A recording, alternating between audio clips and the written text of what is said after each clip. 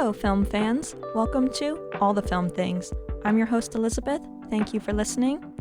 If you're enjoying this podcast, leave a review or a rating. Also, check out the All the Film Things Instagram for updates and more film things. Today, I am talking with Bernardo Goya. Bernardo is a Jacksonville-based artist and filmmaker with an experimental style. He has directed about a dozen short films, including Goodbye Channel 99, which was actually played at the Hysteria Film Festival today, well, the day we are recording this episode, and won the Best Use of Music award. Several of Bernardo's films have been shown at Sleeping Giant, along with his most recent short, in Eros We Trust. He also won a Visual Effects Award at the 48-Hour Film Festival, and has starred in the film The Decay of the American Spirit, which was featured in Jack's Next 100. Bernardo plans to release a Blu-ray DVD of his shorts in December or January of next year, which will be sold around Jacksonville and on his website. You can watch his films by subscribing to his Gumroad account under the username IvoryTower333. See this episode's description to be redirected to his page. This is Bernardo's second appearance on this show. He was a guest alongside his brother, Freddy, on the Killers of the Flower Moon episode this past January. Bernardo, welcome back, and thank you for joining me today. Thank you for having me. That's really cool that you brought me on. I think it's really interesting. Of course. And to prepare for this, you sent me a manifesto you wrote. So I'm going to be citing it many times, including in my first question here. So, in your manifesto, you recall feeling a passion for film and having a cinematic eye as a child. What do you attribute that to? Oh, it's because when I was in school, I grew up in like a Filipino household, so like when I was in school, I didn't really understand the language that much. Well, it's not that I understand the language, it's just that I had a hard time comprehending like words in like English. I had like a big stutter, and it was like this one big joke where because my parents spoke two different dialects, so my teachers forced my parents to choose like one or the other. They mostly wanted them for me to speak English so it'll be easier to teach, but I was kind of like a difficult student. Huh. And what are some of the films that you watched as a child that have stuck with you and have significantly impacted you as a person and as a filmmaker? I honestly can't really remember. All I remember is watching like the Final Destination series. I watched that really young. That stuck with me because of all the death stuff, but it's like just only like small moments and stuff like that. But yeah, Final Destination and Bill and Ted. That's what I remember. Bill and Ted. And Cat in the Hat. Cat in the Hat is a good one, but yeah. Oh, the one with Dakota Fanning? Yeah. Oh my gosh. I remember watching that in theaters, and I was like, man, I want to ride that amusement ride and stuff. I was like quoting it. Have you seen how bad the reviews are? Because like as a kid, and we're around the same age, it's an enjoyable movie. And then when you get older, you see the reviews, and it's like, it's so bad. Yeah, but at the same time, though, it's like, you know, the reviews can say one thing, but it's all like, it's all whatever, to be honest. It's just personal opinion. Don't really matter. Just as long as I enjoy it. In your manifesto, you wrote about going to a Catholic school, which reminded me of our Killers of the Flower Moon episode. Mm-hmm. You said you related more to Scorsese's work more than Asian filmmakers. I was hoping you can expand on that a little bit. Oh yeah, that's well, it's really funny that you mentioned that because I was watching like Abel Ferrara's movies. Like I watched like China Girl and like King of New York, and I really could like relate more with this guy because like, you know, like with the whole like thing with like race is just too narrow, but like when it comes to religion, it's like more broad. It speaks like more about spiritual stuff, but it's like when it comes to race, it's like it's more specific. But I know like with like some like Japanese, especially like Japanese movies or stuff like that, it does delve into like the spiritual aspect a little bit. But I'm talking about like actual, like if you compare like, for example, like I wasn't really like into that whole like Crazy Rich Asians type of thing. Like I didn't really, because everyone was banking on the fact that they were Asian and I couldn't really relate. But when I saw like the rituals being done in like The Departed, like during that whole funeral sequence, I could relate because I see that every day. Like, mm-hmm. Yeah, but that's kind of what I meant. And we met through our mutual friend Craig and Pedroza, mm-hmm. And he was telling me when I interviewed him that you you and your brother met him at a film club in high school. And I'm curious about that film club. What kind of films did you watch? Was it a film each session and you would discuss them? Well, yeah, no, I mean, I would like we really didn't expand upon it because the school is a bit weird. But we watched. I think the only one we watched was like Taxi Driver, Oh, wow. and we just only like talked about movies and stuff, which was actually kind of funny. But and then it kind of like disbanded. But we just got back into it recently, like the whole filming stuff, like right after high school, because I just got money. But yeah, that film club was actually kind of interesting. And there's a story apparently about you guys at graduation, I hear. Oh, what story about graduation? I don't know. I just have heard that there's a story with you guys at graduation. I'm not familiar with the story Oh, okay. during graduation. I mean, like I didn't pull anything during graduation, but I mean, like I barely passed. Oh, But I think the only thing I remember about graduation was like I just said, yeah, I'm gonna become a funeral director or something like that. And then I just ended up after school, because I barely remember all that stuff. But after school, I went to work for a funeral home, and then that's all I remember right out of high school? right out of high school Wow. because I wanted to make money. I didn't realize you've been working there since high school. Oh my gosh. Yeah, well, you have to be like 18 or something like that to apply. And what happened to Rosemary Squid? Oh, that channel, I deleted that one. That one was an old one, but yeah, I deleted that one. But the whole point, what I was trying to do with that one was, I was really into like YouTube stuff, and like I was watching like Filthy Frank and like iDubbbz, and I wanted to do something like that, and I was mixing those type of influences with like Tom Green and like Eric Andre Mm. and like that whole MTV stuff. So I wanted to do like variety show type, and then I kind of looked at it and I was like, this is all garbage. So I just like, I deleted it. I think one of the last ones I did was a Crazy Rich Asians review. Like, I wrote a whole review about it. Then that was pretty much it. That was like one of the last ones. So it's been a while then since you done Rosemary Squid. I this is a question Yeah. from Craig. So, Yeah, yeah. No, I'm like switching. It was like I was switching eras and stuff like that because I want to split and just like kind of evolve. So it's like so that one's done. I'm moving on to this one. I think this whole recent like Bohemian Gardens areas might be over, and then go on to the next one. So you gotta switch it up from time to time. so Rosemary Squid was part of one of your eras. Yeah, you could say that. Yeah, I'll go on the era store after that. Honestly, you should, because I have questions about that. I could ask them now, since we're bringing it up. But you publicly go by different names for different eras in your life. Why do you change your name so much? Oh yeah, because I saw this one video essay about, I forgot the guy's name, but something Federico Persona or whatever his name was, but he had this concept of like switching out his names. Like he had like a whole list. I forgot what it's called, but he had a whole list of different names that he got, Mhm. and I just thought it would be cool just to have like a different name for like each different personality. It's almost like you're have like a multiple personality disorder or something like that, which I think is. I'm not trying to glorify it, but I'm just thinking this is just kind of funny, to be honest. And like I like how musicians do it, like David Bowie, he does it, and because he got like Ziggy Stardust and like different personalities and stuff, which I think Right. Yeah. you gotta switch it up when you wanna like do different stuff. And there was a funny name that Craig mentioned you had in high school that you went by. Well, what was the name? I don't know. I forget the name. He mentioned it in his interview, and I just remember laughing. I completely forgot. You have so many names, you forgot your names by now. Yeah, I mean, I got like I think he might be referring to like yeah, he might be referring to like the different personas I got on the Rosemary Squid channel, because I had like I like a bunch of different characters. Like I got like one, there's like a pickup artist one because I wanted to make fun of those. Like I called him Lawrence Love, and then I got a puppet named Elvis K. Berry, and then there's another one, Uncle Wang, which was actually kind of funny.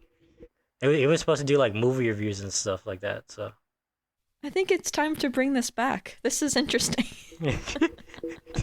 I could see it. that one's done. I mean, I would love to see Craig a guest on that show. Yeah. That'd be funny. So let's say you're nominated for an Oscar and the winner is read aloud.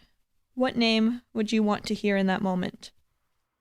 I mean, I don't know. It depends on what name this gets given during that time. I'm not really particular. I mean, like if I'm in a certain era or certain movie and that gets nominated, I mean, go ahead. That's the one that's gonna get the award. That's the personality that wins, I guess.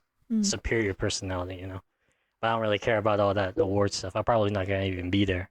Mm. I'll probably be hanging out somewhere else. I'm like, this whole shindig is a scam.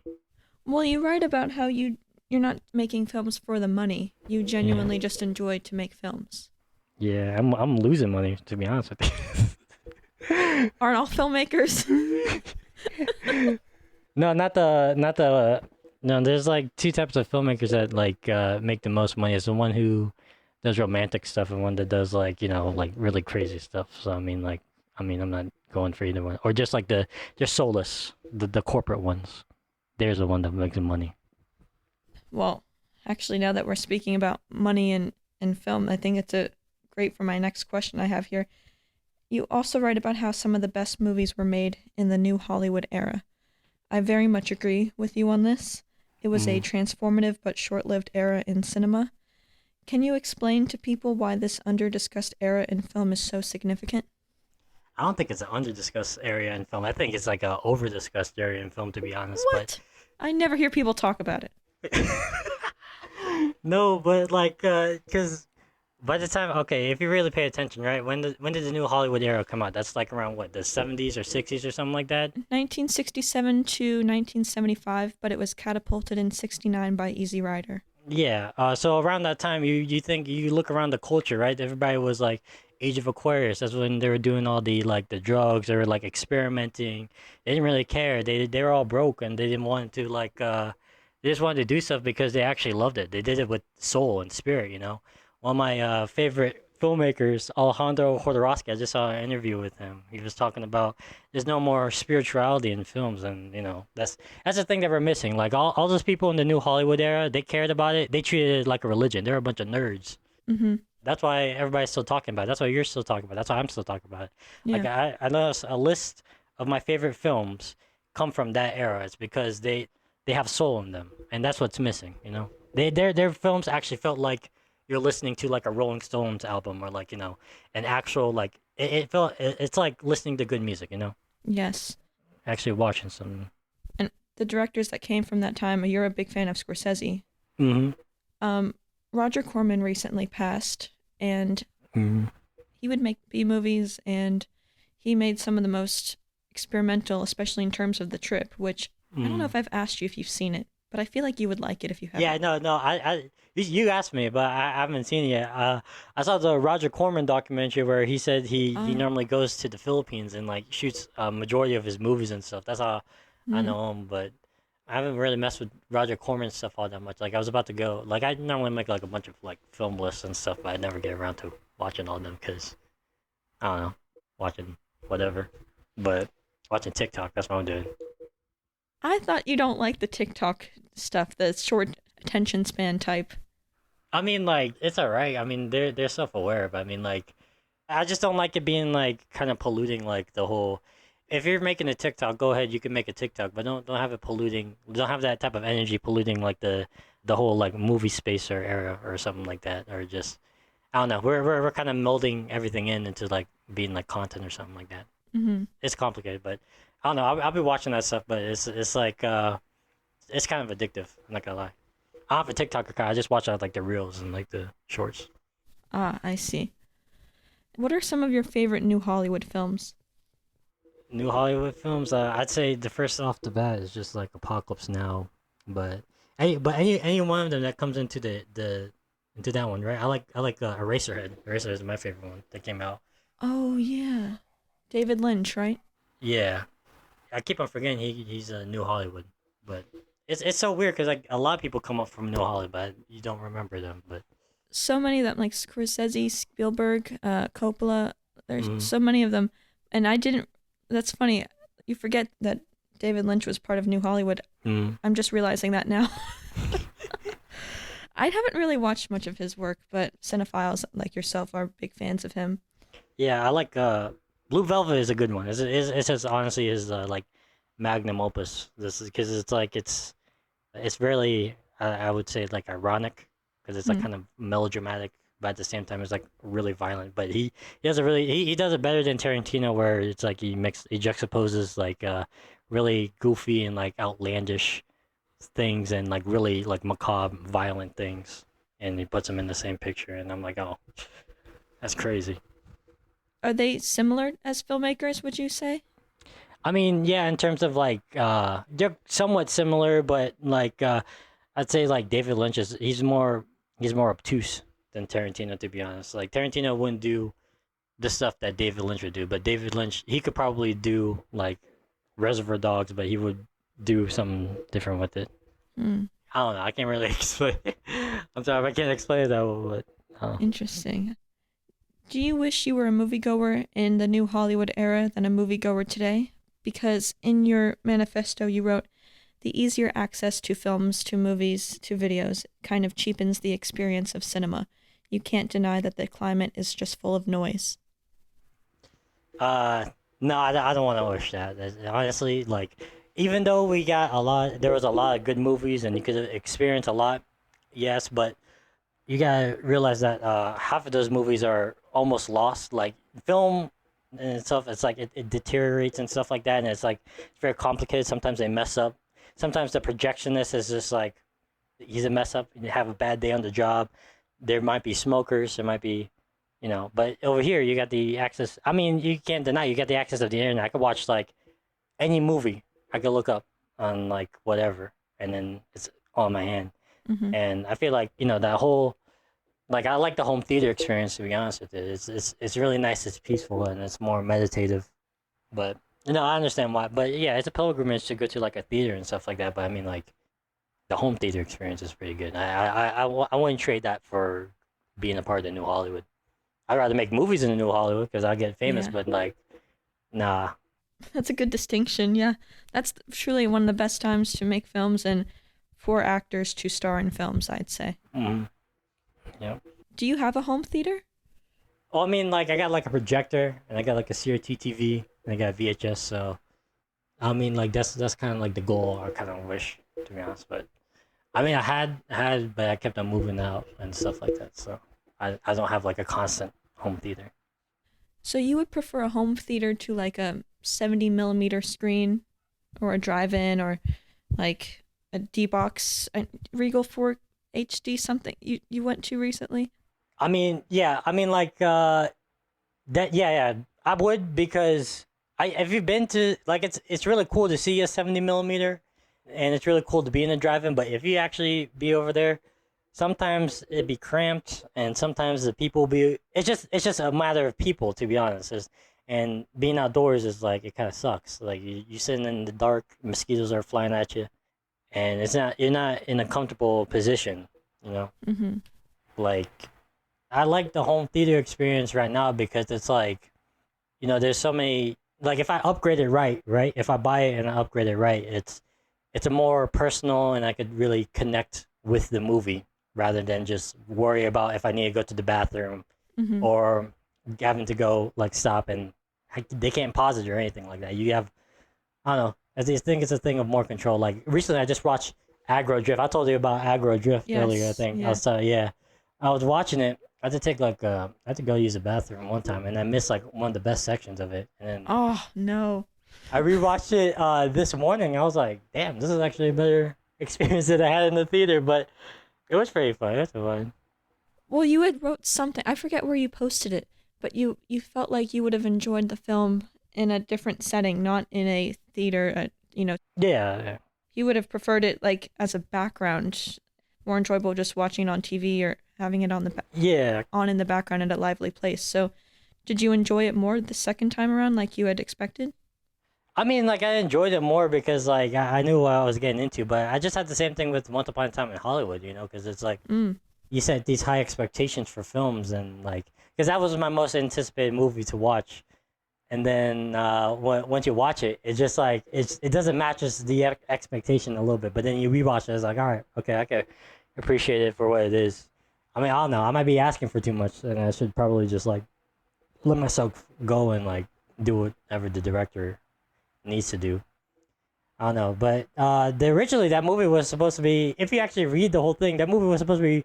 It was released in like clubs and stuff like that, and like which I thought was funny. I was like, oh man, I want to go experience it like that, but I don't know. Do directors do that often? Release elsewhere other than theaters like that in club settings? No, not really. No, I mean like if like the early experimental people like was that Mankiss, Warhol, and like the Kuchar brothers and John Waters. They normally would like get like I think they would show it in like church basements or wherever they can show it, to be honest. But I think it's in the same Oh wow. type of vibe as that, but not exactly like a nightclub or like any type of those environments. Speaking of John Waters, you met him and you described your interaction with him as nervous. So, what happened there? Oh yeah, no. I was at Sunray and I did this. We were at the Q&A for Female Trouble, and I wanted to go. Well, I wanted to go do that pizza morning lunch thing. Like you get to meet John Waters and stuff like that. But I had like a couple of questions I had in mind. I was asking them about like Filthy Frank and like whatever. But I was so nervous because like the mic was like really close to my face and like it was like so much feedback noise that I had to like kind of pull it back. But I think I managed to just ask him like two questions. It was just about Filthy Frank and like about if Pasolini was still alive, would he have done a good job making that sequel to Salo, the spiritual sequel to Salo. He was originally gonna make a sequel to Salo. It was like a movie about this really like vicious king that would like kidnap people and do like torture stuff. Sounds like a great film. Enjoyable, casual Sunday watch. Yeah, weird guy. So what were his answers? I mean, like he said, he doesn't really care about like the internet stuff. He doesn't like keep up with it, and he doesn't really care for it too much. But he said he really did love Pasolini. He considers him a saint. But that's what he normally says in his interviews. But yeah, it was pretty funny. It was pretty fun though. Pretty fun experience. Wow. Was that the first time and the only time you've met a director, a prominent filmmaker like that? Not the first time I met a director, but like I met a couple other directors. Well, it really depends on what you mean by prominent. Like Right. You know, anyone could be like a prominent in something. Maybe like just a director you've really enjoyed their work and looked up to that is very famous and known to many people. Oh yeah. Oh yeah. That's probably like one of the only times. Ah, okay. You mentioned the Sunrise Cinema. It's a theater that you and so many people in Jacksonville have such fond memories of, and it is unfortunately expected to close. It is really important for people to support theaters. Can you talk about what that theater means to you? I mean, the theater is a nice little area. What it means to me is like I kind of saw it as like a film school away, like kind of like a bootleg type of film school, because you get to watch like really like avant-garde like type of movies, really weird movies, and sometimes just the normal movies. But it kind of allowed me to view those types of films. Like I watched Inland Empire over there, and I was able to watch Gummo and stuff over there, which was pretty fun. That was a fun experience because it was like late night, and then by the end of the credits, like it was playing like heavy metal, and some drunk guy was just like screaming and cheering on the thing. And but on the flip side, it's like, you know, it more than just like showing films. Like you could easily like one of the places that you could rent out the space and just like, you know, play your own movies, or just like acts like kind of like a communal hub. Like I know like the 48 Hour people and the people who do like the like Sleeping Giant. That one, I got one of my films played in Sleeping Giant. Yeah. Yes. In Eros We Trust. It was really funny to watch it in there. I'm like, yes, I achieved this. So Yes. And you had a bunch of people there with you to celebrate your work and sit with you and watch it, right? yeah, one of my film directors came in, and I thought that was pretty funny. but it was a pretty fun experience. How was the reception? The reception, they kind of liked it. They thought it was funny. I mean, Okay. I'll be honest, the sound was kind of off, but I think that was more of mine. I kind of should have just boosted it up, but I don't really know. But yeah, well, I rented that place one time. I showed off another one of my films in there, but it was like when I rented Sunray, I did it for like one of the first films I did right when I got out of high school, which was like Sweet Temptation. It was like a full length film, Oh, and like it was like one where Freddy had to go walk all the way to like a sex shop because like Oh my God. if you see the map of our house to that, you could it's like a walkable distance. And like me and my friends would like joke about it, like when we turn 18, we'll probably go over there. And so I actually adapted that into a film, and it was like on the script was only like 11 pages long. 11 pages, so it's like how long is the film then? It was like an hour. It was like a What? 2 hours at first, and then I ended up trimming it down to 1 hour. But it was all filler. Like all of it's filler is just like improv. But like Oh my I met gosh. one of the greatest. I had one of the greatest actors over there with me though. King Lee. He carried the whole entire film because his speech was pretty. It was pretty beautiful. I liked it. He was a preacher. I like preachers, but he was playing the preacher. But when we were playing it, we did that, and it was like a double feature with another one where we were walking the spooky special, or walking into an abandoned house or something. It was a Neff house. Hmm. But when we were playing that, and the show was, it wasn't that many people. It was like only a handful of people. We had like two homeless people come in, and that was pretty much the whole experience. It was like me, my brother, King Lee, my friend Manolo, and it was just all of us and two homeless people, Wow. and we were just watching the movie. What'd they think of it? I mean, the homeless people could have cared less. Like we gave them food, but Ah, okay. Oh my gosh. So that brings up, okay, I could go in two different directions here.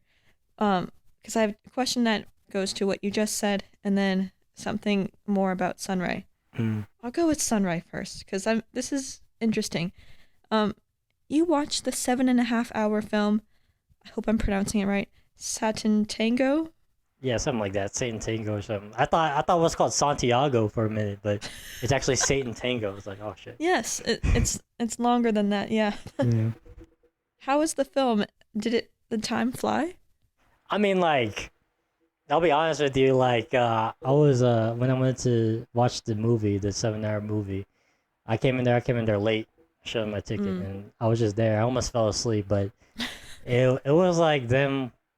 There are some cool shots in there. I like some of the shots, like especially with the wind and them walking. But I barely remember that film, and I was supposed to be going to work, but I had to call off for that one. They called me back. I was like, oh shit. But in between the intermissions, I was just like kick flipping and stuff. I was practicing my skateboard, but I didn't land anything. But it was a fun experience. Do you often watch long films like that? Those 4 hour plus films? I mean, like the only one that's kind of comparable is like Twin Peaks: The Return, but that's like kind of like a mini series. But I don't know with the internet, everything's mixed. So, I mean, I could be watching a live stream and that could be considered a long film, but that's another discussion. So, I don't know. I'll watch that many long films. I don't have that time. Well, we talked about in the Killers of the Flower Moon episode that people are concerned about the runtime, and you don't seem too bothered by a runtime. No, it's not really about the runtime. It's about what you put in it. It's about the content, the actual like meat and potatoes. Like if it's boring, it's boring. But it's like, if you're making me spend like 3 hours, 2 hours, or like even 7 hours, you gotta put something interesting in there. It can be just like mumbling or just doing all that, Because like some movies, they sometimes have like 1 hour movies of just them being depressed and talking about their problems and stuff. Like I don't want to hear your problems in it. Just make that cinematic. Like make it good. Do something interesting. Like have some nice shots. But Yeah. yeah, the runtime doesn't really matter. In your manifesto, you wrote, "Once a young buck into hedonism, a very secular man who now has changed his ways, found a new life in Christ." It sounds like you had a major life change realization. Where did I say that? Can you talk a little bit? When did you say that? You wrote it in your manifesto. Can you talk a little bit about this major change in your life? Oh yeah, no, yeah, because I think what I was referring to was was about like my personal life with Jesus Christ or something like that. Mm. I don't really know. I'm just gonna guess what I was gonna say, but sometimes I look at it. I sometimes just put what I'm feeling, what I think. But yeah, if I try to relate this to movies, it's like movies right now, they're pretty secular. They only think about the worldly things. Like what I said, they have no soul. They have no spirit. That's why it's all a bunch of garbage. That's why you can't live up to an era where there's a bunch of soul and spirit. So I mean, like at least you gotta have something with you. But all these things, all these secular things, are all temporary. So I mean, anyone who has a personal relationship with Christ, this is not a Christian podcast because we talk about movies. It's not about Jesus Christ, but I mean, like, it's a personal journey. Anyone who goes in there is a personal journey. So I mean, like, if you improve yourself, you improve other elements in your life. I guess that's what I was trying to go for. I don't know. Since you feel like there's a lack of spirituality in cinema, is spirituality often a recurring focus in your work?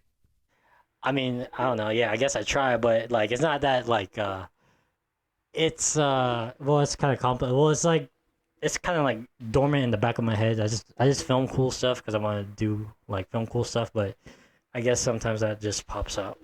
Mm-hmm. I don't know. You have also been a longtime supporter of physical media. What DVD purchase comes to mind first? Was there a rare film you ended up getting or one you had been wanting for a long time? I mean, like, the thing with like digital media is like, well, not digital media, like physical media. I like it because it's like, they're not gonna take away that stuff because like HBO Max or like any one of those, they just take it out right away. Mm-hmm. It's like there's always like a temporary type of thing. Yep. So that's why I kind of like DVDs and stuff like that. Like, I don't have any particular films. Like, I remember getting Reservoir Dogs and like Kill Bill and just watching that back to back to back because like it's really fun to watch it, especially early in the morning, like before you go to school or when you. Early in the morning? Yeah. Those violent films you start the day with? Yeah, no, like I was in like 8th grade and I just watch it early in the morning, like before we go on the field trip or just go if you have time. 8th grade? Yeah. Oh my god. You've been watching these tougher films at a young age. You weren't restricted at like 8th grade? I mean. Oh yeah, no, they got on me, but it's like Oh. but I got but yeah, I well, we ended up finding a way, See, that's where the spirituality comes in, so it's like it kind of balances out. But I mean, like, in terms of like DVD finds, like, I mean, like, there's some interesting stuff. Like, I don't really have like any certain DVD that I really cherish or anything like that because everything's temporary. But like, the finding of them is pretty interesting. Like, I go to pawn shops and like flea markets to like look at all that stuff, and sometimes you have like good finds. Sometimes, like, I remember going to a convention and I got like Rudy Ray Moore's like box set. Oh wow. And that was pretty interesting. But that guy, I knew he was he worked at the flea market and he does like DVD stuff. So yeah. Oh, interesting. Yeah, and the other ones are the ones like the Holy Mountain and El Topo and like Gummo. That's the one that like you kind of have to order it online because I think it's really crazy if you find that in like a store or like any specialty store because they have to be really cool to have that type of movie. Gummo is one of your favorite films, right? That's like one of your. Mm-hmm. You've told me about this several times. Is that film truly one of your, like, is that your number one pick? Has it influenced your work as well? Yeah, it has influenced my work, but the reason why it has is because it has the style of it is pretty, like, I'd never seen anything like it before, to be honest with you. I mean, there has been films like that come out, like, like, if you actually watch a film, it's kind of reminiscent of, like, Goodfellas and, like, Mean Streets, but I mean, like, it kind of, like, cranks it up to like a whole new level. Like when I first saw that movie, like I was seeing like something that you don't normally see in a movie. Like you see like kind of like polished people and like like in highbrow suits or like doing like extraordinary things or like shooting off people. But in here, it feels like because you've been around Jacksonville and stuff, right? You drive around or like any Florida city or any parts of the South. Like you just drive around over here and you see like trailer parks and like it reminded me, like, because sometimes my neighbors, they smoke cigarettes and stuff inside their houses. And when I was watching that film, it kind of like, I kind of like remember, like, I didn't even smell it. It just felt like it smelled like that, Mm-hmm. So yeah, I mean, like, Gummo was like an experience that like it kind of like shocked me. Like I had like really low expectations with that. It like kind of blew me away. I'm like, wow, I didn't know you could do that in a movie. Wow. In your manifesto, you wrote about having to sell DVDs for cash. Is there a film to this day that you regret selling? I gotta really think, cause oh no, yeah, I regretted selling Hitch because I really wanted to watch Hitch. Hitch, Yeah, because I had the Hitch. 2005 Will Smith movie. Because I had Hitch, Huh. but I regret selling it. But every time I sell a DVD, I think I'm always kind of careful of which one I want. Because I told Freddy, like, if I'm gonna have a collection, I have like 300 movies, but it has to be like the best ones. Like, if it's in my collection, that's the ones that I prefer. So like, if I sell it, then it wasn't really that good. Maybe I sold off that Dolomite one, but I don't really know. I gotta go double check. Do you have a film that's number one on your DVD wish list right now? I mean, like, I kind of wish. Not really. Oh yeah, well, I want that Pasolini box set, but other than that, no.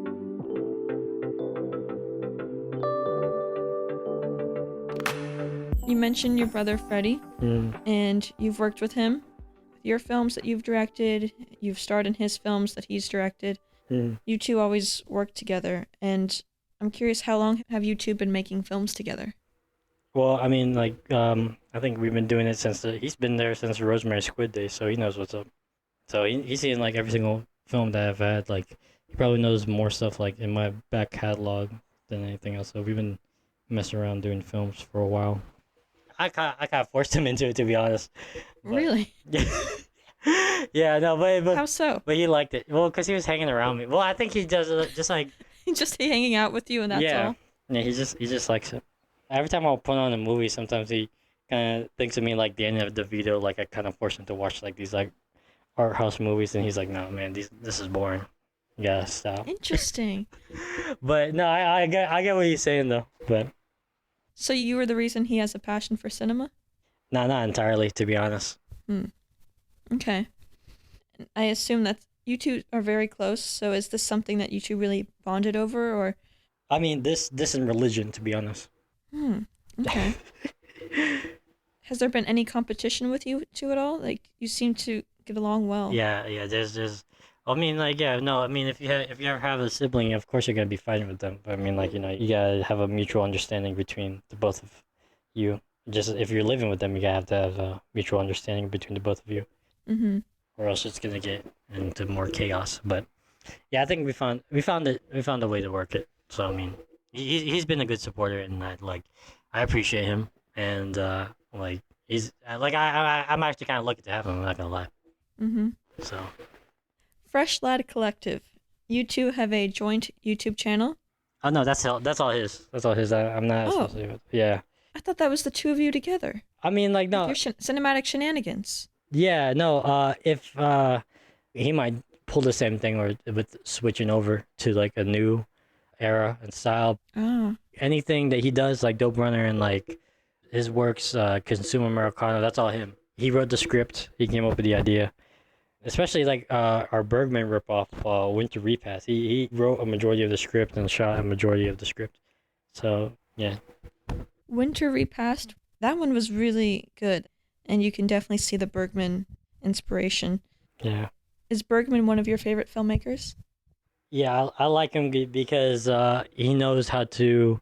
Well, I like him because he knows how to like shoot people. Like he has really interesting blocking. Like I saw a video about him blocking, so like I kind of wish people did that more. Yeah. His camera work is effortless. Yeah. It's incredible. I think that goes to like Sven Nykvist or something. That's his name. I forgot. Oh yeah, his frequent cinematographer. Yeah. I really do like the actors that he's written. The actors I've been on a whole marathon with that. Like I saw Passion of Anne and like Lee Volman? Yeah, Lee Volman. Yeah, I saw a bunch of her movies. It's really, I like the one I like the most is Cries and Whispers. I was like, man, this movie has everything in it. She's a phenomenal actress. I don't think she gets enough credit for how talented she is. And the two of them with their collaborations, like Autumn Sonata. Yeah. I'm sure you've seen that one. No, I seen that's the one with the mother and stuff, right? With the Ingrid Bergman. Yes. Yeah. I saw that one. That was very. Mm, You've grown up in Jacksonville, mm. so you've seen the city evolve. You've seen theaters and video stores come and go, and you've been involved in the filmmaking scene here for a little while now. Do you believe Jacksonville will continue to evolve and once again become a major filmmaking city? I mean, yeah, that's I can't really say about that, but that's on them to be honest with you. I mean, I don't know. I have mixed feelings about that to be honest. I don't I honestly am I don't know. I want to move out. Okay. Well, I'm hopeful. um, But yeah, no, them being Atlanta or like Miami or something like that, they gotta have to work harder. you write about having different phases in your career, which we've talked about a little bit. Hmm. Phase one is titled Abstract. It sounds like that's the current era you are in. So, how would you Hmm. describe your abstract and experimental style? How do you go about crafting films like these? I mean, like I said, I'll just shoot stuff that feels cool to me. I just like to listen to music a lot. So I mean, like, I know I'm not supposed to like steal music or something like that, but I really don't care. So they can sue me. Okay. But but I just listen to it and then just go by the beat and then just do that. Wow. It's not really a I don't know. If I explain it, it's not. There's no magic in it. So Right. I mean, But that's so interesting that you use music as the source. You go off like a beat. because well, sometimes I kind of miss the mark because like if you see it, I kind of mess up sometimes, but it's all right.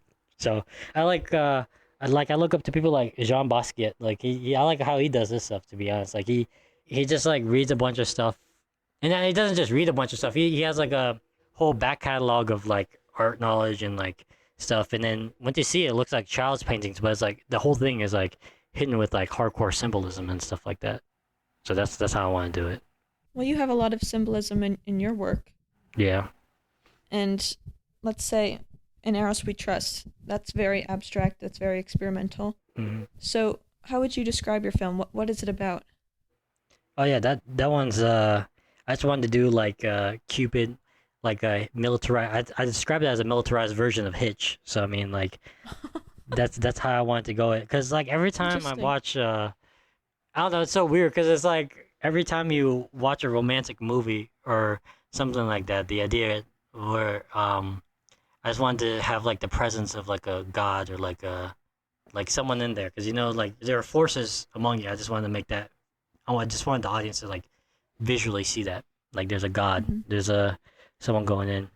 Mm. And also I've been I don't know, it's so weird because like I've been it's like if you really think about it, like romantic comedies in a way are just like really sugar coated versions of eugenics. Like it's about the perfect man. The Don John, the movie with Joseph Gordon-Levitt really explains it well. It's like Yes. it's about the perfect man and the perfect woman, and it's just those two leads on the film. So I mean, like Mm-hmm. that's the idea I've been trying to get at, trying to bark at the tree. I don't know if I've succeeded or failed. So that's up to the audience. They probably didn't get it. So.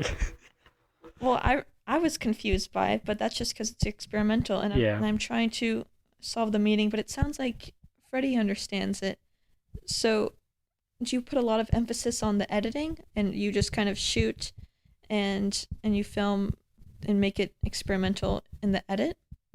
I mean, yeah, I like to focus a lot mostly on the editing because that's the one that just actually makes or breaks a movie, to be honest with you. Because like you can shoot whatever, but it's like if it doesn't have a good rhythm, if it doesn't have like if it doesn't have like you could have like the best performance or whatever, but if you chop that up in the editing, it's already gonna be like if you like mess up one moment, it's gonna be terrible. Like once you see the final project, so I'm like I just say, you know what, I just want to feel it, just to mess around. That's why I mess around in the kitchen.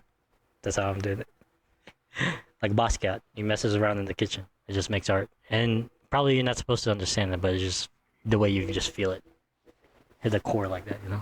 Interesting. That's kind of what's said in Tenet. Don't Yeah. understand it, feel it. Yeah, I think that's a phrase that I think that's what a lot of young people want to do these days. They don't want to understand stuff. That's why. Yeah, I saw the interview with Craig. Well, I listened to the interview with Craig. That's what he was saying too. He wants to feel it in a way, like he wants his movies to be felt. So he does a better job than I do, but Well, but it's different. you two make very different films. But no, but yeah, you're right. But like the point is that I think it's a lot of these younger generation people. They just want their movies to be felt rather than just to be understood. Because like I think Right. that's probably because it's like you don't. At this point we had too much noise to the fact that you don't need to be understood. Everybody's trying to be understood, but nah, you just gotta be noise. So just feel it. That's why trap and mumble rap are really popular forms of music today. Because it's music that you could be felt. You have to understand the lyrics. What kind of music do you listen to that inspires your work for your experimental films? Um, well, like I like to listen to like Playboi Carti. Hmm. So, but the one musician that has really influenced me as like an artist is like Yabujin. He's from Lithuania. He had this whole series called the Azeroi series, and it's just basically you can't understand. Like if you watch it, it's just like images of a person creating life, and it discusses more on life, and it's speaking like a gibberish language, and the footage looks like terrible and it's awful. But I think that's the point of it because it's almost like an elevated version of a YouTube. You know what YouTube poops are, right? I don't think so. Yeah, it's like one of those like montage edits of like not just random stuff, but they just remix it, like remix videos and stuff like that. So, Hmm. but that's the Azeroi series is like a more elevated version of like how I feel about it. It's like a more elevated version of a YouTube poop and stuff like that.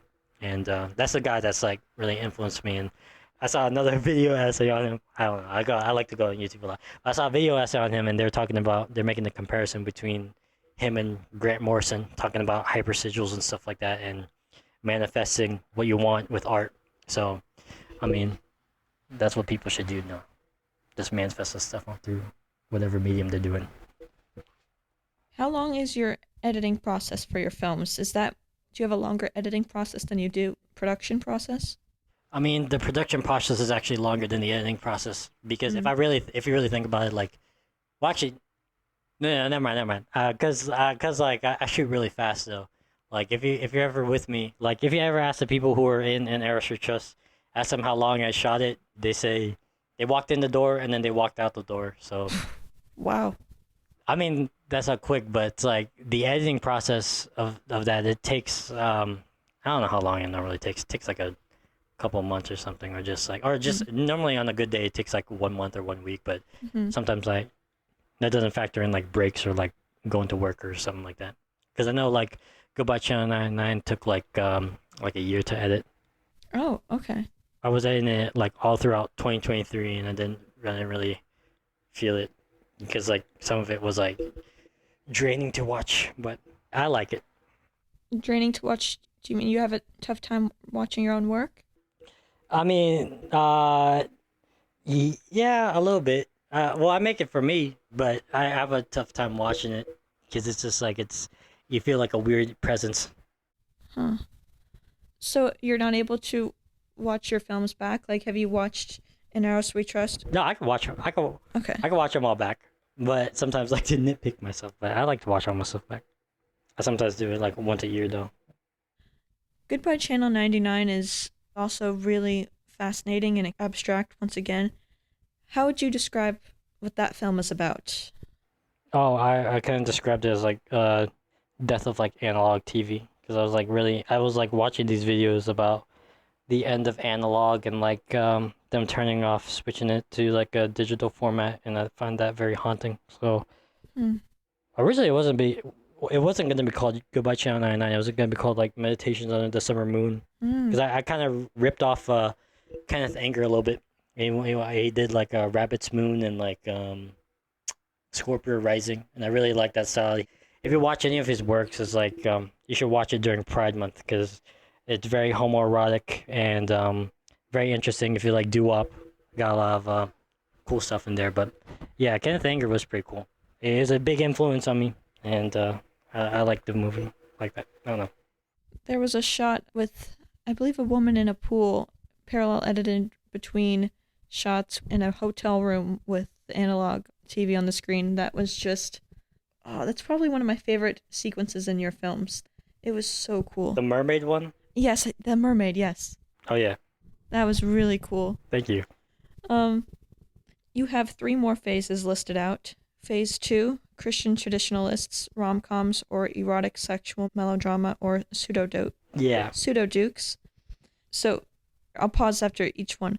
Do you have an expectation of when you want to start this next phase? Because it sounds like you're still in phase 1, experimental.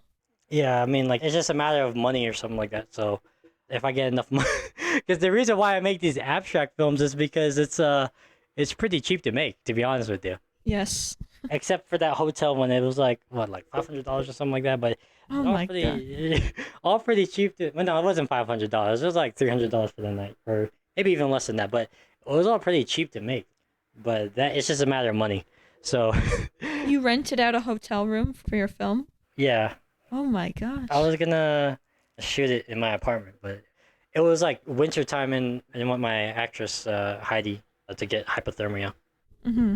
So we just had a heated pool. But anyway, yeah, that phase, that one, yeah, I was kind of, the reason why I put it like that was because I kind of was debating which direction I wanted to go. Like, I had this one thing where, like, I wanted to win a nudity award, and I got really mad because I didn't win it. Well, the reason why I got mad, that was the one that was inspired by, like, Yabujin and, like, his whole thing about creation of life or something like that. So I wanted to do, like, an RPG. But anyway, the reason why I got mad was because I wanted to put that on my resume, and I wanted to work for, like, Erica Luss. I wanted to go move to Amsterdam and try to see if I could elevate it, like, elevate that type of art and be a part of that. But I thought having that on my resume would be pretty cool.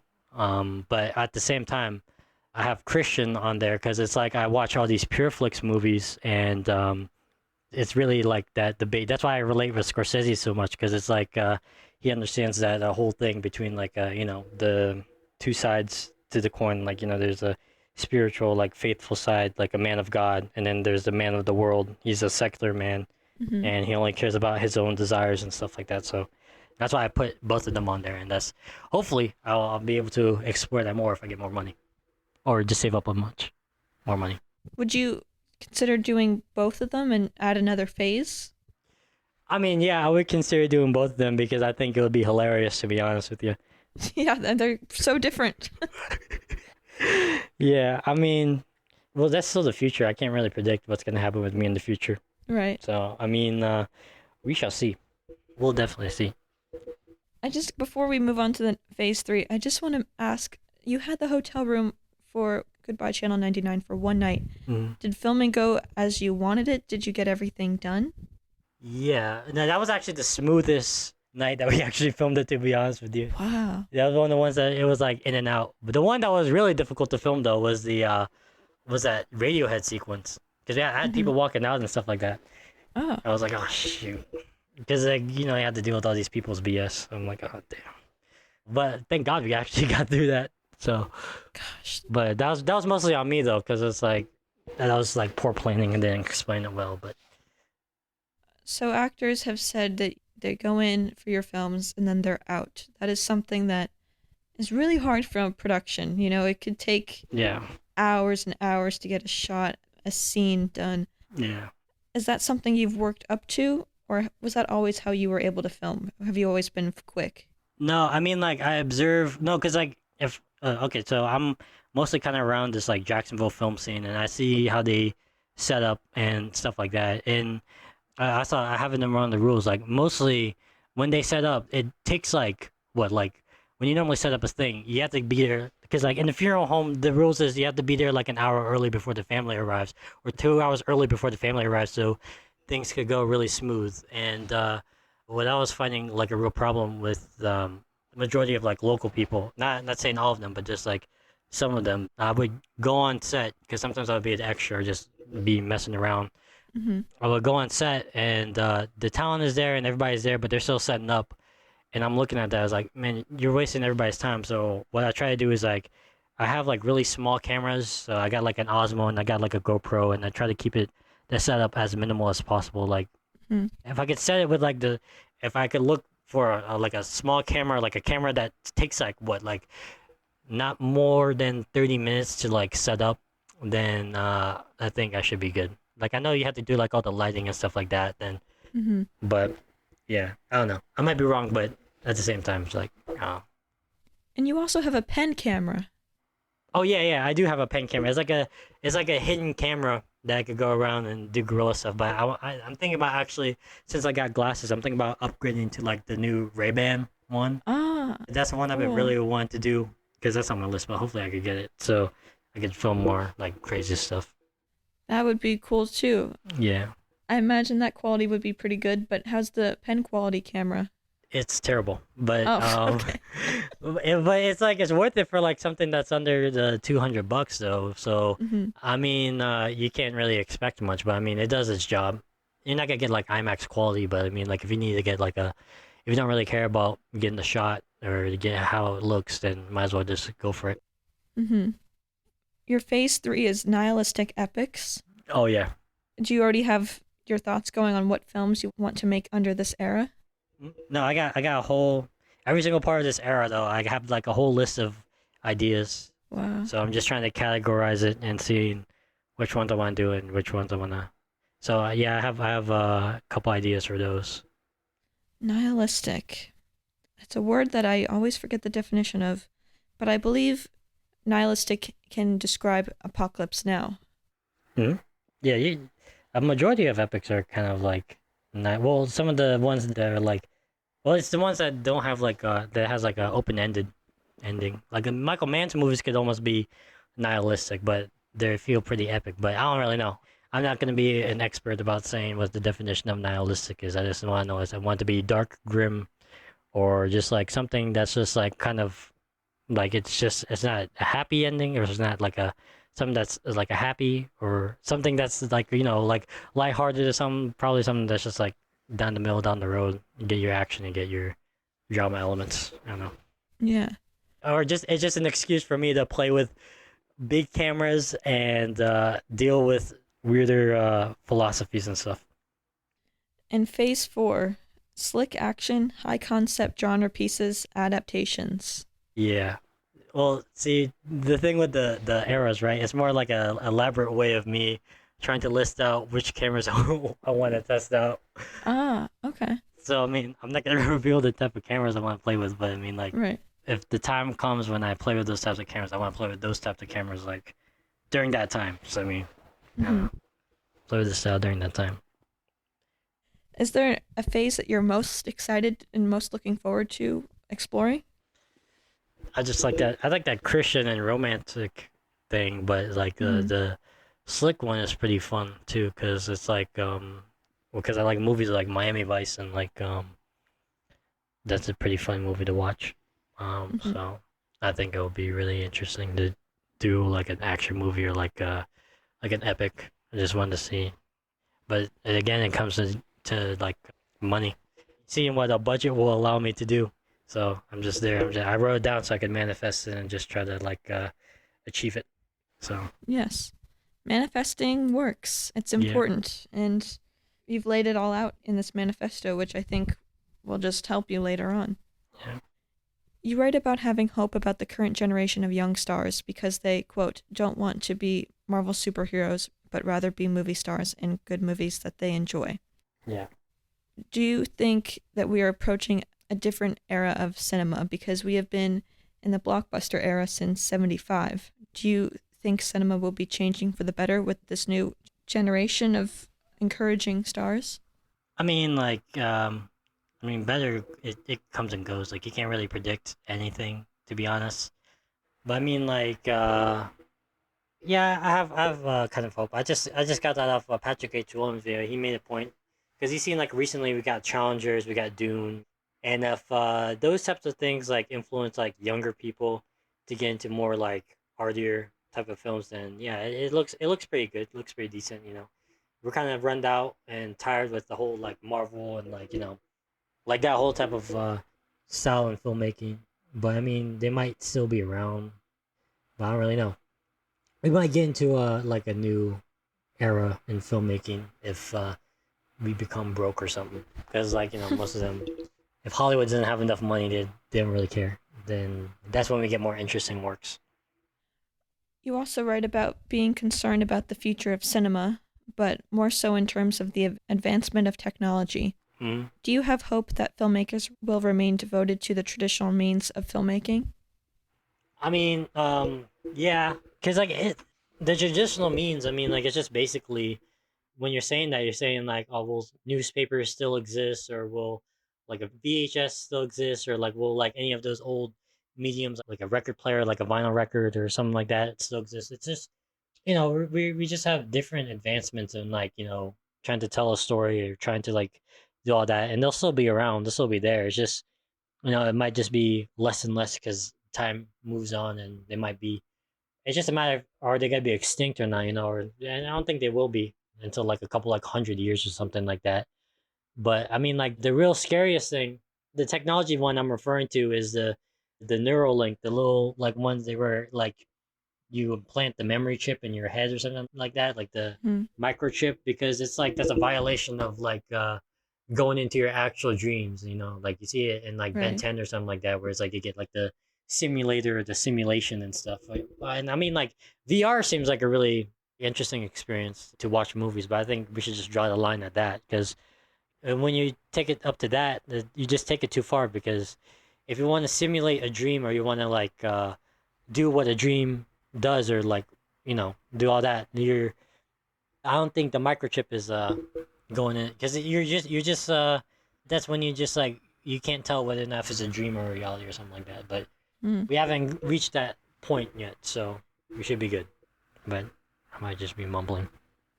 No, that's interesting. It's people are concerned about the future of cinema in many ways, theaters, Mm-hmm. physical media, and you talk about technology. It's one that is a serious concern that I don't think is really talked about so much. So Mm-hmm. Yeah, your thoughts on it and how you wrote about it was very interesting. yeah. Because any hipster can run a theater, run a cafe, run a coffee shop, run a bookstore. They'll also be Mm-hmm. around. It's just like with Sunray, like if the lessons to learn when it's closing is that I think people should appreciate like they should have a more hardcore devotion to cinema, and especially if they want to compete with people like Los Angeles, New York, Atlanta, they have to be Mm-hmm. like really hardcore. If they want to evolve to be a big film city, they have to evolve into like hardcore cinema buffs. To be honest with you, like it should Mm-hmm. eat up everything under the sun. Do you think that passion for cinema is growing in Jacksonville or it's already there? I don't know. I can't really tell. It's like lukewarm, and I'm only focusing on my own stuff. So I mean, like I'm Mm. half the time I'm isolated. The only people I talk to is the people at work and the people at home. And my girl.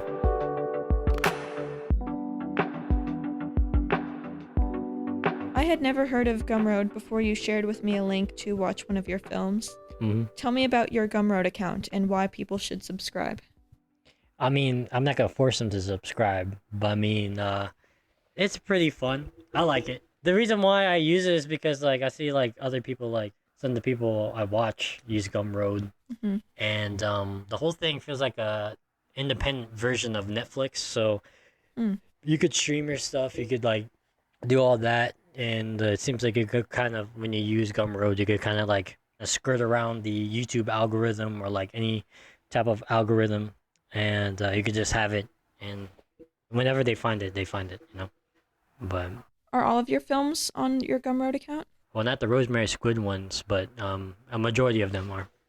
Yeah, you've deleted all those apparently. No, I got it. Oh, It's locked somewhere. I might release it again because I know one of my friends wants to see it, but like I don't know. We'll see. please do, because it sounds really interesting. It sounds like, I mean, I want it to be revived, honestly. I Yeah, think you should start making more of it. And to see Freddy on the show would be funny. yeah, To see Craig on there, that would be very funny. So yeah, I'm very interested in that. yeah. I would love to see a clip at some point. Yeah, I mean, I think it might. It's all bad, but it might come back, but in a different form, to be honest. So I Okay. mean, like, it might not even be called Rosemary Squid, but I mean, like, we shall see. What is your end goal? what would be your biggest dream come true in regards to a career in film? That's a good question. Oh, thank you. I think the whole end goal for me is just to like, I don't know, just make some I want to see. Like I want to see some of the stuff I got in my head, and that's what anyone wants to see. But Yeah. I don't know. I want people to, if I'm not gonna do it, I want other people to just at least like play around. Don't take it too seriously. If you take it too seriously, you're gonna take the fun out of it. You know. I want to see movies that really like touch me. You know. Mm-hmm. I don't know. When was the last film you were so affected by that you were really touched by? In theaters or just at home? Any film. It could be an older film or it can be a brand new film. Oh, okay. Yeah, I saw the guy who did Battle Royale. Battle Royale. Sounds familiar. It's the Japanese Hunger Games, and he did it was like a really violent version of it. Oh. But it's not Battle Royale though. It's actually his earlier ones he made a movie. It's called Battles Without Honors, and it's called the Yakuza Papers. Mm. And those movies are really cool because they move really fast and stuff. So I was like, wow, that movie is that's crazy. Like I didn't know people could do that. Like the way the blood is shown and the way that they fire off the guns is like, but I don't know, any movie. Oh no, Singing in the Rain. I just saw Singing in the Rain. It's been a while since I've seen Singing in the Rain. I was like, I was ready to like, forgive past enemies and stuff by watching Singing in the Rain. Are you serious about wanting to make 27 feature films and 333 short films? Yeah. Okay. Yes. I mean, I don't know if I'll be able to make it because I know life happens, but I mean, if that's my end goal, then that's my end goal. I'll make that many movies. But I mean, like, I don't know. We'll see. I might make less, I might make more, but I might even quit, but I don't know. Well, I don't think you should quit. Your films are very interesting. They're unlike anything that I've ever seen, and you should have some reassurance. I think it's today that your film Goodbye Channel 99 is playing at a film festival, right? It's playing in St. Louis. Yes. Yeah. That's exciting. Yeah, but the reason why I say like I should quit was because I don't know. I should have just answered this in the first thing, but like I could relate with Scorsese a lot because he wanted to become a priest, and I was thinking about becoming a priest too. So I was like, I don't know. We'll see. Wow. Live a normal life is because money's tight. It's just a matter of money though. Mm-hmm. Any single film, to be honest. But I mean, if I'm quitting, it's just saving money. I don't have enough at the moment. Yeah, but then you're not going to make the films and the art that you feel like you should make and that you're moved to make. Well, I mean, that's not, yeah, you know what? Yeah, the money shouldn't be an issue then. I'll just do it. It would be a much cheaper version. Probably right. Is there anything that you're working on next after In Eros We Trust? Yeah, but I'm gonna keep that all top secret, but it's something special. Oh. It's not something special. Everything is something special, but I'll see. I'm at a crossroads, so. Okay. I'm excited to see whatever that is. Yeah. I wanted to end with a little game. I will name a film from a list of what I assume are your favorite films or impactful films, and you can briefly say whatever comes to mind, whether it be a memory associated with the film or what makes it significant, its impact on you, really whatever comes to mind. Okay.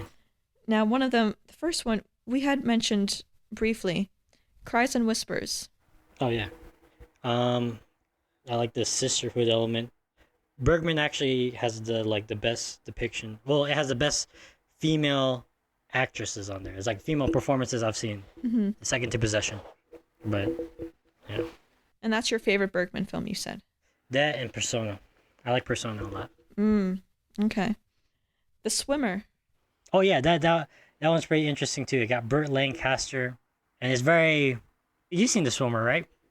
I have, but I didn't understand it. When I read about it later, I was like, oh, wow, there's a lot of symbolism in it, and I need to rewatch it.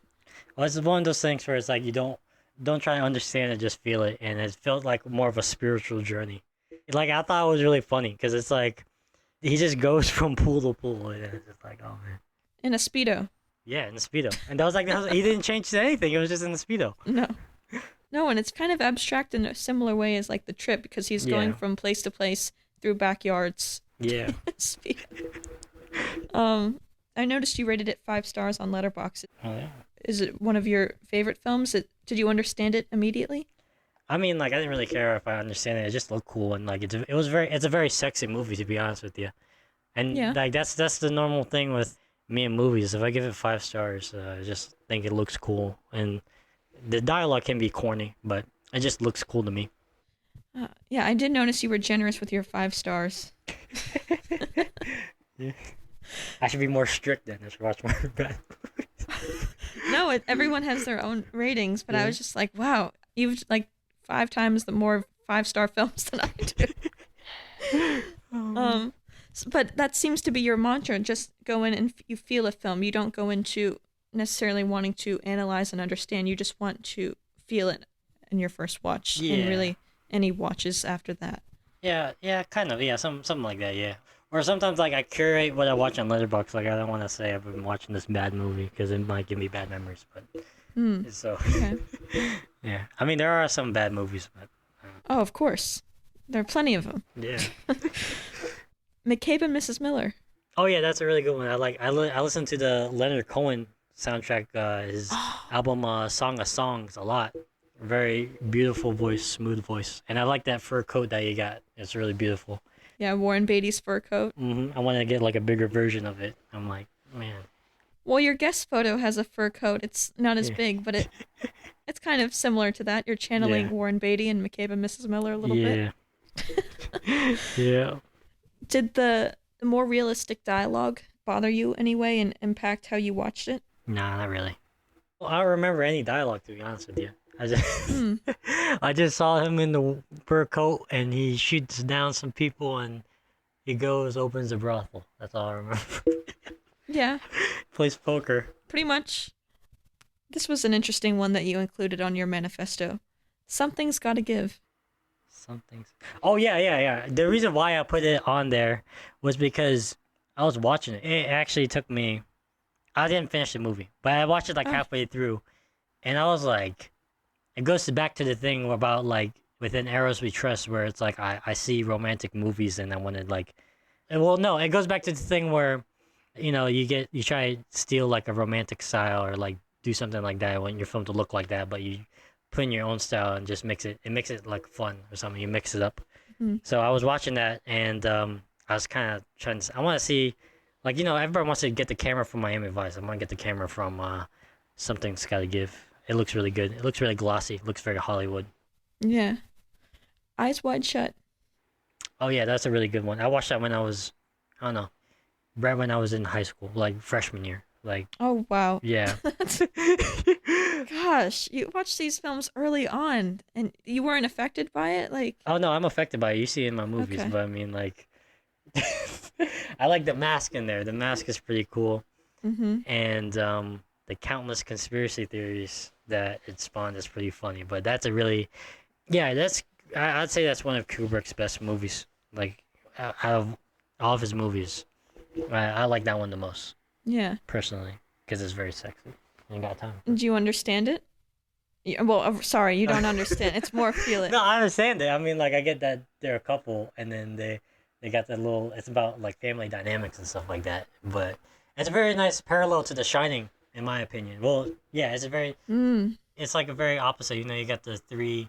You got Wendy, Jack, and the little Danny, and then you got Tom Cruise and Nicole Kidman and her daughter. So I mean, and it's very interesting too because they were a real couple, and I'm like, you know, that's the one where you want to get real couples too. Is like the way he directed them and the way the energy that's felt between them. It feels like it's like a very elusive thing. I don't know. Right. I don't know what happened at the end, but every time I watch it, I can't figure it out. I'm like searching. I'm trying to figure it out, but I think they said something about the Warner Brothers they had like a more messed up ending, but Warner Brothers cut out like a majority of it, and that's where the conspiracy theories lie, which I think is kind of funny. Interesting. Okay. Donkey Skin. Oh yeah, that's actually one of Freddy likes. If you watch that, right? You watch all of Jacques Demy's stuff, right? I've seen a few of Demi's stuff, but I just watched this film recently, and it was a tad cringy. Because of that storyline between the father and daughter, right? Yeah. Yeah. Yeah. I was talking with Freddy about it. He said he likes Young Girls of Rochefort better. But I told him the reason why I like this one more is because, well, it was it came around the 70s, right? And around 70s, 60s. So, I mean, that's the time when, like, Disney was releasing their stuff. But you notice every time in the Disney movies where they have, like, these messed up fairy tales, especially in the grim fairy tales where it's, like, people dying or people committing, like, these acts of horrors or something like that. And they're not really, like, talked about that much in the fairy tales. But with Donkey Skin, it felt like a more, like, accurate depiction of one of the fairy tales. Because I don't know if that's in the book. I don't know if it is. But if you're looking at history, I mean, like, yeah, the monarch has a real, like, long history of incest. And that's where I think, oh, okay, this guy, this is his best work because he implements irony in what seems to be like a Disney fairy tale type of movie. That's what I really appreciate. It's like, it's very realistic, but it's very magical and beautiful at the same time. And it's like, sometimes directors, they fumble the bag on that, but I don't know. Yeah. All right, and my last film that I was going to ask you about that you included to your list is one that I think is talked about often, yet I don't know if I've met anyone who's seen it somehow. The Curious Case of Benjamin Button. Oh, yeah. I like it. Oh, no. The reason why I put it on there, it's a really funny story. Me and my brother, we used to go around and stuff like that. Sometimes they ask for our IDs and stuff, but we had a running joke where it's like, yeah, we got that Benjamin Button disease. But we haven't watched the movie in a bit. And then I finally watched the movie, and I'm like, wow, I actually like New Orleans. David Fincher actually did a really good job. He's normally a really cold director, but here he's very warm-hearted for some reason. And they say it's like a version of Forrest Gump. And I actually find this movie better than Forrest Gump. Oh, definitely. Yeah. That's really brilliant what you just said about how Fincher's more warm in this film than his other films. Because yes, you're so right. He normally does have a cold approach. To his stories and his protagonists. But this one's very sweet. Yes, it really is. And the pacing is incredible. Yeah.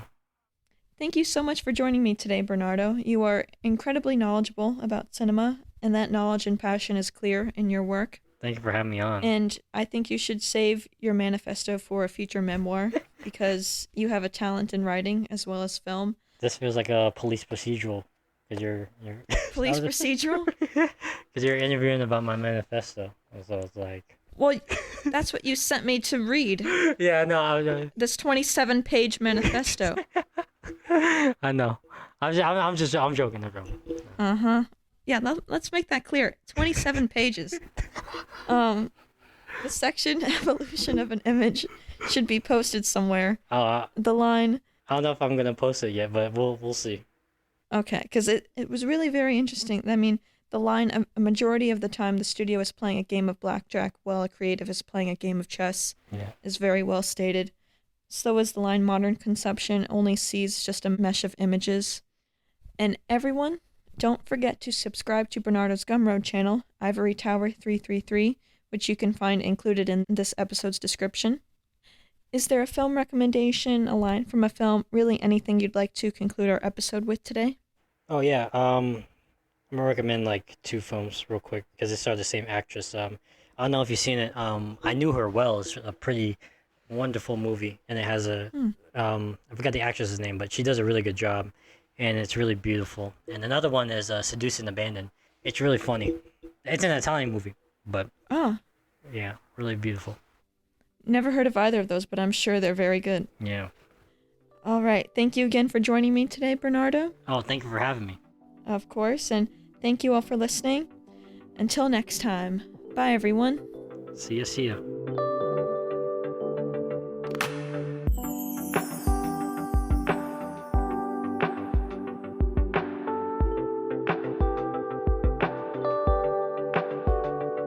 Special thanks to Bernardo Goya, Craig Ian Pedroza, Freddy Burgos, Dr. Jillian Smith, and Caitlin Fitzpatrick.